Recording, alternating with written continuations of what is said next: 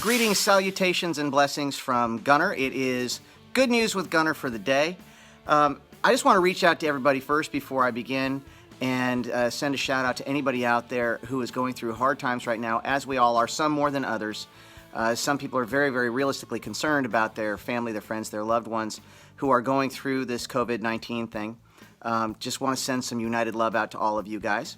And again, I'm not sitting here trying to minimize what is going on out there. It's amazing. You do one post and you get so many wonderful notes of feedback back, and that is not why I'm doing what I'm doing right here. I'm just doing this, again, I want to be a part of the solution and not the problem. Not to diminish what's going on or the seriousness of it, but I'm going to get to that in a second.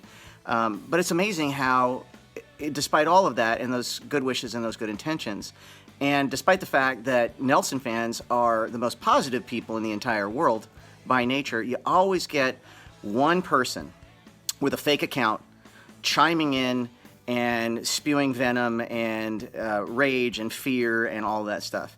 I actually am one of those guys. It's amazing. I could go out and I can do a whole show for 25,000 people who are standing on their seats and having a great time. And back in the day even, I was the guy who was focused on the one person flipping me the bird from the audience for whatever reason. I'm not going to do that this time because it's not a time for that. I think I've always said to my family that people manage their fear in different ways. I've also said at times you really get to see who a person truly is when they're backed into a corner. So my question for you is, who are you truly choosing to be? Because the good news for the day, and the theme for today's little missive here, is that the good news is no matter what is going on, you are in control of your attitude. Your attitude is everything. If you go back through all the studies that have been done during times of crisis, the mental state and the emotional state of the people going through the crisis really determine the outcome. Not only the quality of the experience, but the outcome itself. So I'm going to point this out to you. No matter what, you can determine your mental state and your outlook on everything.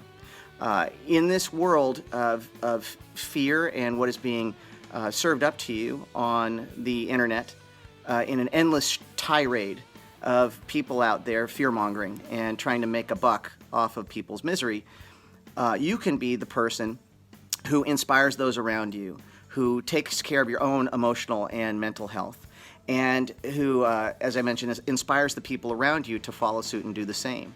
You know, I've got a friend of mine, Dr. Matt. He's my chiropractor, wonderful family man, here locally in town, and he does a little speaking series.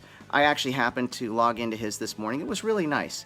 And the theme of his talk, and I'm going to send you the link after this little thing is over, the theme of Dr. Matt's talk today was how to handle your emotions during this panic-demic. The danger really here, the biggest danger, even over the medical challenges that we're facing and that are probably going to get a little bit worse in the next coming weeks as we see the results of this lockdown here, the biggest danger, really honestly, is the panic, is the fear. Because what happens is when you get panicked and you get fearful, it locks down your brain and makes it absolutely impossible for you to make any choices that are productive, to actually do anything about it. And it also feeds itself. That fire stokes itself. And when you feel fearful and panicked, you feel even more helpless. You feel that feeling of futility. So I challenge you to take control of the only thing that really you can take control of during these uncertain times. It's going to make you feel better, which is the quality of your emotional state. You don't want to be that one turd in the punch bowl that actually has to fester and propagate fear and panic. You don't want to be that person, do you? Because, again, you're being pushed into a corner. This wasn't your choice. This wasn't anybody's choice. I get that. But this is going to determine who you really, really are. And as a lot of people have been saying, in times of trauma, desperation, fear, panic, you actually have this opportunity to define yourself more focusedly about who you really are and who you want to be, and who you want to come off as to the people around you. And that is infectious as well. So I'm going to leave you with that thought. The good news today, folks, is you can control your attitude. So let's have a good one, shall we? Anyways, I love you all. Take care of each other. Check out Dr. Matt's little post here, and we'll see you tomorrow with more good news of the day.